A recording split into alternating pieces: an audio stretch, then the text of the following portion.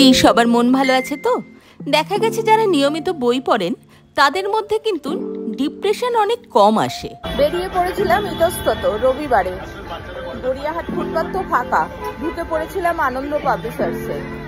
আর ওখানে ঢুকেই তো হাতে অনেকগুলো রত্ন চলে এলো। সব রত্নগুলোকে কালেক্ট করা তো সম্ভব না, কতগুলো আজকে পারলাম নিয়ে গেলাম, আর কথা দিয়ে গেলাম যে আবার। মিছিল নগরী কলকাতা, প্রতিবাদের শহর কলকাতা, চেতনার কলকাতা, বইয়ের শহর কলকাতা। গড়িয়াহাট মোড়ের কাছেই আনন্দ পাবলিশার্সের স্টল আছে। আর এই স্টলে যিনি বসে থাকেন, আপনার মনের কথা একবার বুঝতে পারলে এত বইয়ের ভিড় থেকে ঠিক বইটা আপনার সামনে মেলে ধরুন। বই কিনে বাইরে বেরিয়ে দেখি গণেশ পুজো লাড্ডু বিতরণ হচ্ছে।